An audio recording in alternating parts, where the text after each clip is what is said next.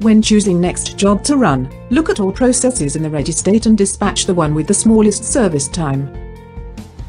We must assume that we know the service times. We consider it as a non-preemptive algorithm. A new job will not be given a chance at the CPU until the current job finishes, even if new job is shorter.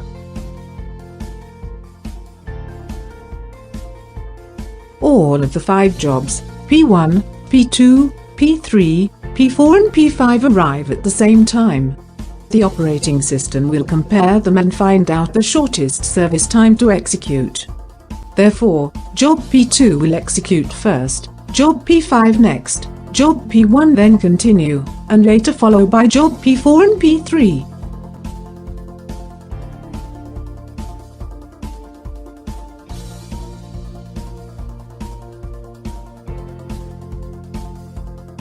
Job P1 will arrive at 0 second and starts first.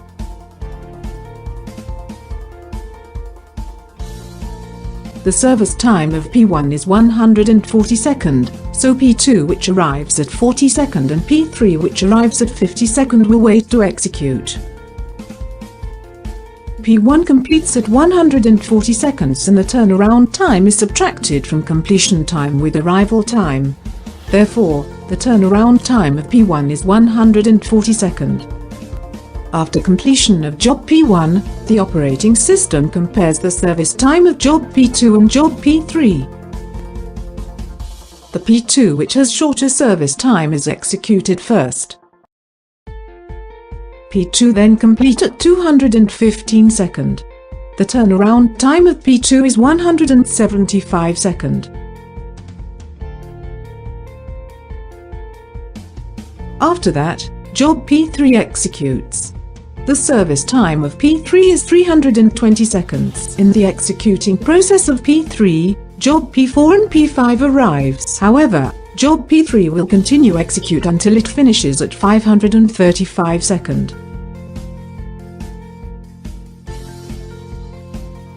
The turnaround time of P3 is 485 seconds. After that, the operating system compares the service time of job P4 and job P5 to decide which job will be executed next. P5 will be selected because service time is shorter. P5 completes at 660 seconds and turnaround time is 345 seconds.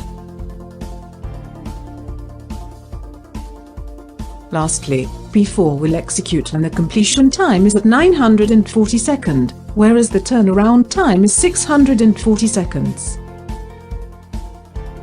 The average turnaround time for the whole system is 357 seconds.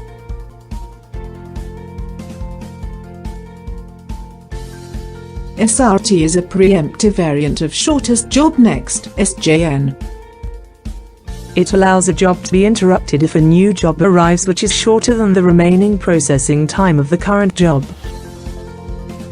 Later, when choosing job to dispatch, base on each job's remaining processing time, rather than the original times. Job P1 will arrive at 0 second and start first.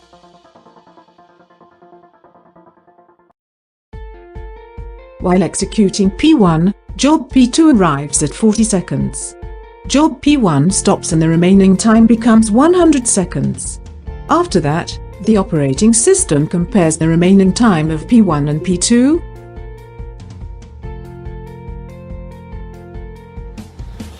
P2 has shorter remaining time, so it executes first. P2 continues to execute until P3 reaches at 50 seconds. The system compares P2 and P3.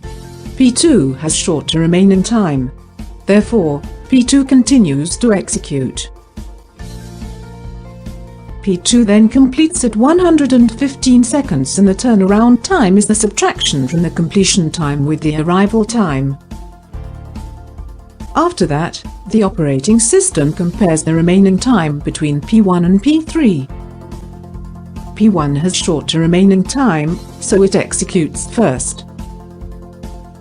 The completion time is at 215 seconds and the turnaround time is 215 seconds.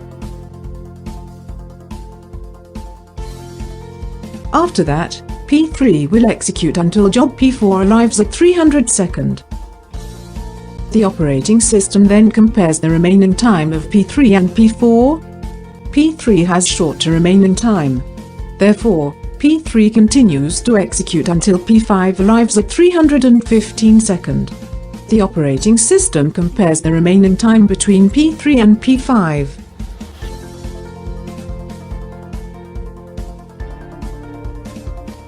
P5 has lower remaining time, therefore, P5 executes first.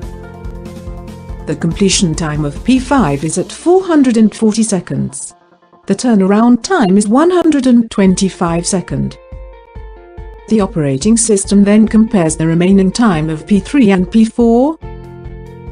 P3 has shorter remaining time, therefore, it executes first. The completion time of P3 is at 660 seconds and the turnaround time is 610 seconds. Lastly, P4 will execute. The completion time is at 940 seconds and the turnaround time is 640 seconds. The average turnaround time for the whole system is 333 seconds.